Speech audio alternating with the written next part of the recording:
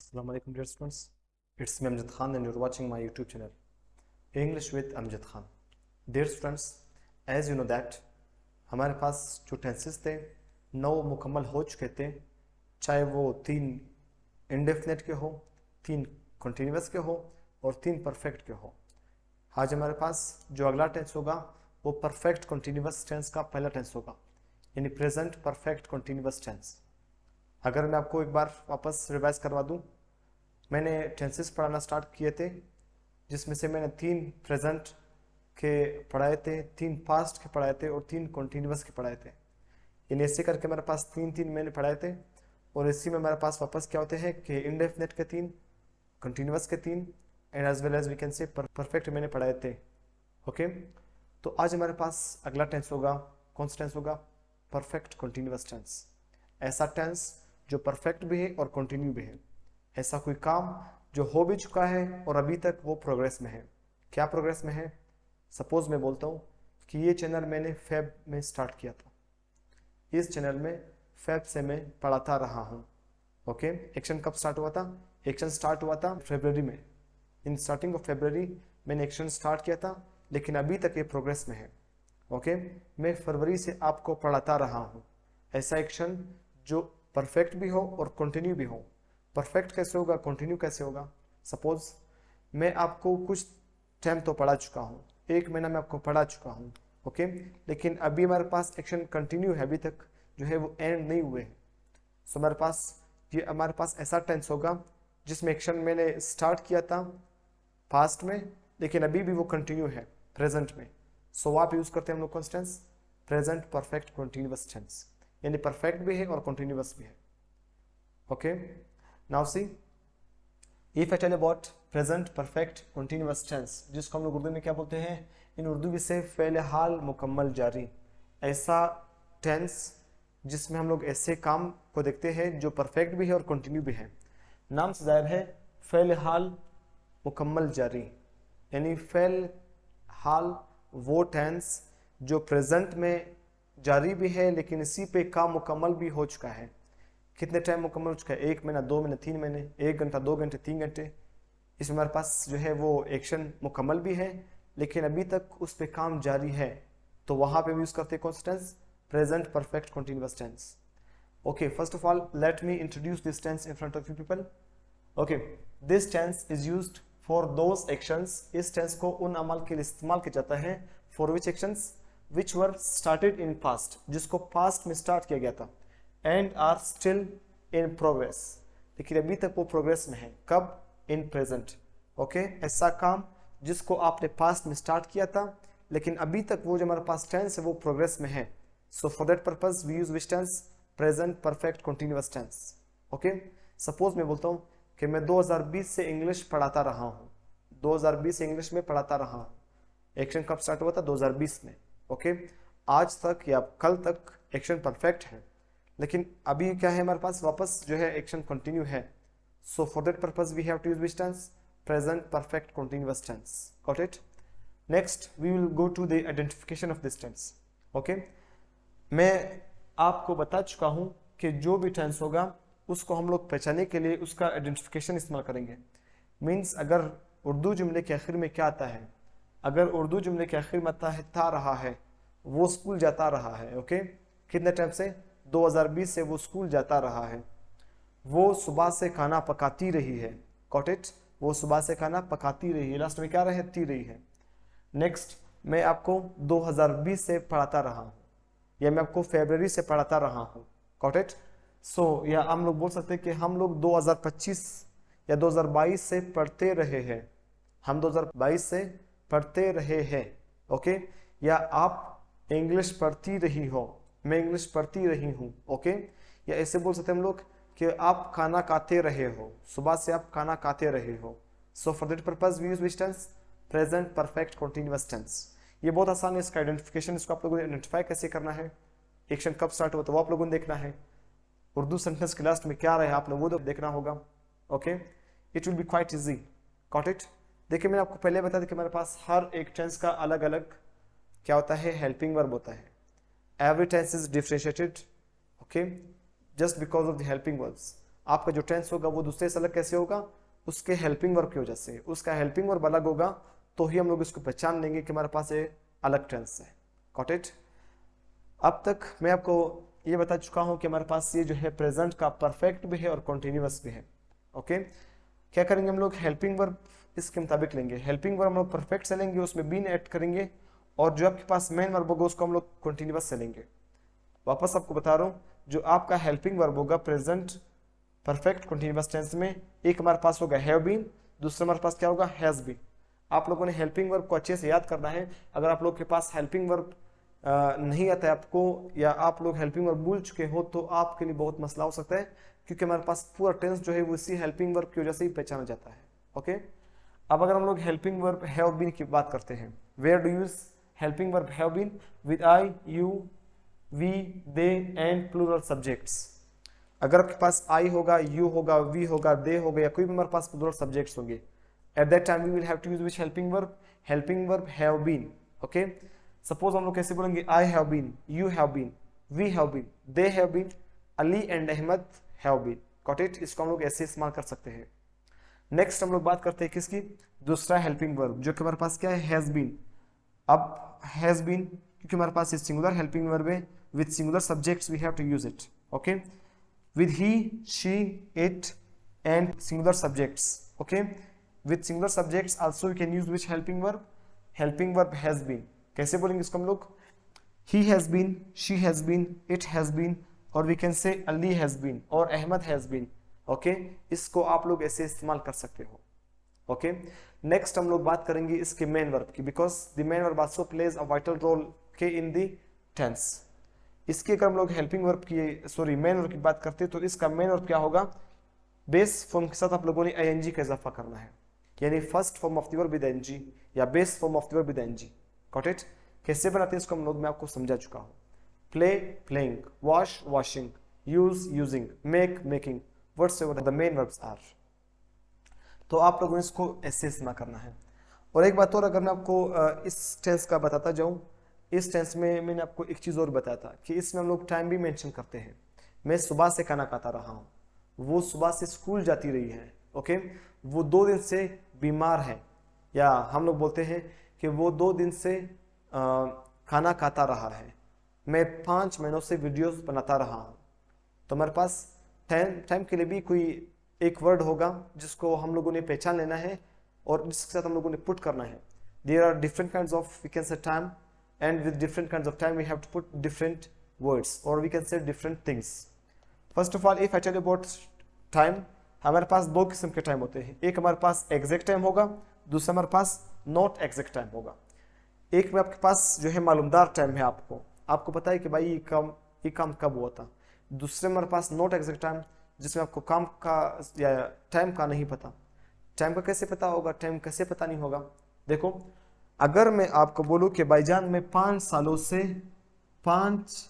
सालों से खाना खाता रहा हूं, 5 साल। अब ये 5 साल कब के हैं, वो 1995 के बाद है, वो 2000 में है, या वो जो हमारे पास है 1800 के हैं। अब ये 5 साल आपके पास नॉट एग्जैक्ट टाइम है। ओके, ये गैर मालूमदार टाइम है हमारे पास। तो इसके साथ मैं क्या इस्तेमाल करूंगा, फॉर 5 years। देखो मैंने लिखा है नॉट एग्जैक्ट टाइम, जब आपके पास टाइम एग्जैक्ट नहीं होगा वहां पे यूज करेंगे हम लोग for 5 years we can say. Okay, 5 years we can say. In the same way 2 years, 1 year, 3 years, whatsoever. इसी के साथ आप लोग मंथ्स में भी बोल सकते हो। मंथ्स कैसे, 1 month, 2 month, 3 months, 4 months, 5 months और व्हाटसएवर। इसको आप लोग वीक्स में भी बोल सकते हो, 5 weeks, 3 weeks, 2 weeks, व्हाटसएवर। आप इसको इस्तेमाल कर सकते हो किसी चीज के लिए, दिनों के लिए भी। कैसे, 1 दिन, 2 दिन, 3 दिन। अब अगर मैं बोल कि मैं 2 दिन से खाना खाता रहा हूं, अब मुझे नहीं पता कि 2 दिन कब के हैं। Got it.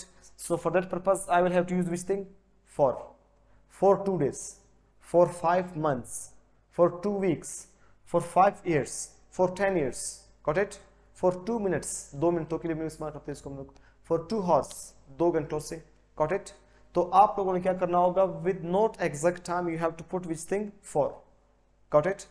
In the same way दूसरा हमारे पास आ रहा है एग्जैक्ट टाइम। एग्जैक्ट टाइम कैसे होता है, एग्जैक्ट टाइम का मतलब होता है मालूमदार टाइम। मालूमदार टाइम कैसे होगा, सपोज अगर मैं बोलूं कि भाई मैं 10 बजे से खाना खाता रहा, 10 बजे हमारे पास क्या होगा, एग्जैक्ट टाइम होगा। इसी के बरक्स अगर हम लोग देखते हैं किस चीज़ को, 10 घंटों को, तो 10 घंटे आपके पास नॉट एग्जैक्ट टाइम होगा। With 10 hours you will have to say which thing, for, okay. With 10 o'clock you have to say which thing, since, got it. इसी तरह हमारे पास अगर हम लोग दिनों की बात करते हैं, अगर मैं बात करूं मंडे की, जो लास्ट मंडे गुजरा है, मैं मंडे की बात करता हूं, तो मैं पीठ से खाना खाता रहा, okay. I have been eating food since Monday, I have been eating food since Monday, got it. इसी तरह अगर हमारे पास 2 दिन हो गए, तो 2 दिन हमारे पास एग्जैक्ट टाइम नहीं है, वो मंडे था, ट्यूसडे था, कौन सा दिन था, तो वहां पे हम क्या इस्तेमाल करेंगे, वहां पे हम लोग इस्तेमाल करेंगे फॉर, ओके। इसी तरह अगर मैं 2 महीनों की बात करता हूँ, लास्ट महीना हमारे पास कौन सा था, जनवरी था, ओके। अगर मैं जनवरी की बात करता हूँ, जनवरी हमारे पास एग्जैक्ट टाइम है, तो हम लोग क्या बोलेंगे, सिंस जनवरी। अगर मैं वैसे आपको बोलूँ कि 2 महीनों से खाना खाता रहा हूँ, अब हमारे पास 2 महीने जो है वो पता नहीं कि कब के 2 महीने हैं, तो वहां पे हम क्या इस्तेमाल करेंगे, फॉर इस्तेमाल करेंगे।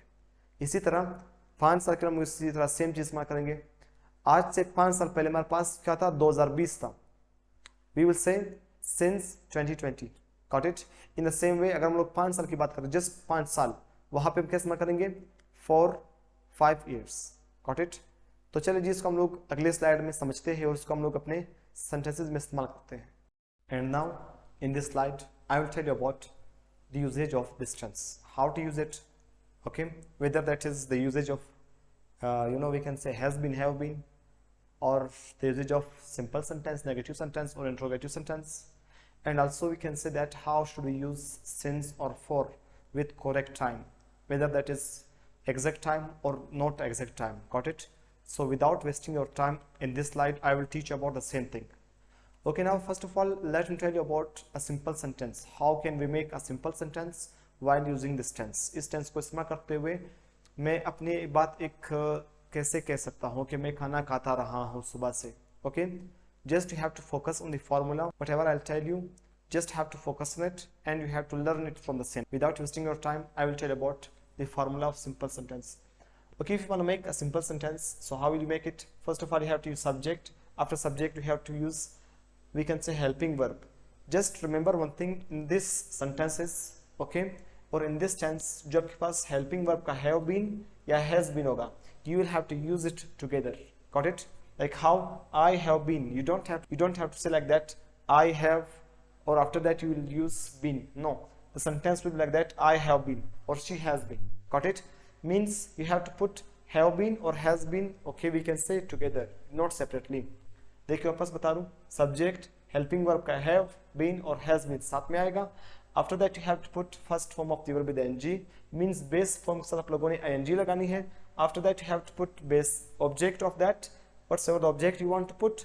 After that you have to put, we can say, since or for, whether since will come or for will come, that will be decided by which thing, the time.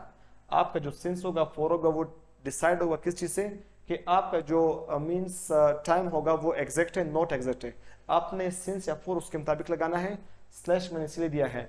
उसके बाद आप लोगों ने फुल स्टॉप करके अपना sentence end करना है, got it. How will the sentence be like that, I have been teaching English since 2020, got it. I have been teaching English since 2020, because 2020 हमारे पास एग्जैक्ट टाइम होगा, therefore we have to put since 2020। In the same way अगर हमारे पास time exact नहीं है, subject कोई change होता है, ओके, इसकी बजाय मैं शी लगाता हूँ, सो उसके साथ हम लोग क्या करेंगे, हेल्पिंग वर्ब हैज बीन, तो क्या बोलेंगे हम लोग, she has been sleeping since last night, okay, वो कल रात से सोती रही है। She has been sleeping since morning, वो सुबह से सोती रही है, got it. In the same way he has been cutting the woods और he has been cutting the tree for 3 years, वो 3 सालों से दरख्त काटता रहा है, गॉट इट। सो आपका जो सेंटेंस होगा वो ऐसे आप अपने स्पोकन इंग्लिश में बोल सकते हो, got it, you can express your feeling like that. Now the same sentence you want to make it as negative, means आपने इनकार करना है अपने सेंटेंस में, तो आप लोग इस सेंटेंस को कैसे इस्तेमाल करोगे? First of all you will have to put which thing, subject in the sentence, got it. After that you have to put helping verb, helping verb का have या has पहले आएगा, उसके बाद not आएगा, उसके बाद हमारे पास been आएगा। Just remember one thing, okay, you don't have to say like that कि she has been not, that will be wrong, you have to say she has not been, got it. आप लोगों ने note का भी इसी तरह ख्याल रखना होगा और आप लोगों ने बीन का भी इस तरह ख्याल रखना होगा और हैव और हैज का भी इस तरह ख्याल रखना होगा। ओके, नेक्स्ट आपके पास हैव हैज आ गया, उसके बाद नोट, उसके बाद बीन, उसके बाद बेस फॉर्म के साथ आप लोगों ने एनजी का इजाफा करना होगा, उसके बाद ऑब्जेक्ट, उसके बाद सिंस और for plus time plus full stop. Got it? How will the sentence be? The sentence I have written in front of people, that is, she has not been cooking food for 2 hours. Because 2 hours, that is, we can say not exact time. आपका जो 2 hours है वो exact time नहीं है. So therefore आप लोगों ने क्या लगाना होगा? For लगाना होगा, for 2 hours. Got it? ऐसे आप लोग बोल सकते हो, they have not been playing hockey for 3 years. वो 3 सालों से hockey नहीं खेलते रहे हैं. Got it? Also you can say that I have not been teaching you since 10 o'clock. मैं आपको 10 बजे से नहीं पढ़ाता रहा हूँ. You have not been watching my video since morning. Okay? आप लोग इसमें since का इस्तेमाल कर सकते हो, for का इस्तेमाल कर सकते हो, but you will have to take care of which thing? Time. Now the same thing, अगर आप लोगों ने सवाल पूछना है कि क्या वो 10 बजे से खाना खाता रहा है, क्या वो कल रात से खाना खाता रहा है, how will use it? First of all, you will have to make an interrogative sentence. An interrogative sentence कैसे बनेगा? First of all, आप लोगों ने helping verb का लगाना है have has. पहले have आएगा, उसके बाद has आएगा, या पहले have has आएगा, उसके बाद subject आएगा, उसके बाद bean आएगा. Just remember this thing, okay? We will split this helping verb into, we can say, different parts. पहले have has, उसके बाद subject, उसके बाद bean. Got it? After that, what should you use? After that, you will have to use first form of the verb or base form of the verb with ing plus object plus since or for, okay, plus since or for plus time plus we can say question mark. तो sentence कैसे बनेगा? Have they been using mobile for 3 years? क्या वो 3 सालों से mobile इस्तेमाल करते रहे हैं? Okay. Have you been watching my videos for 2 months? क्या आप मेरे वीडियोस 2 मंथ से देखते रहे हो? Okay. Have I been going to school for 5 years? क्या मैं स्कूल 5 सालों से जाता रहा हूँ? Have you been going to school for 3 months? क्या आप 3 महीनों से स्कूल जाते रहे हो? Means you can use different kinds of things, different kinds of sentences, different kinds of time, okay, according to the sentence. Got it? I hope so you have got each and everything. Okay, तो मिलते हैं next video में, तब तक के लिए अपना ख्याल रखिएगा. अल्लाह हाफिज़.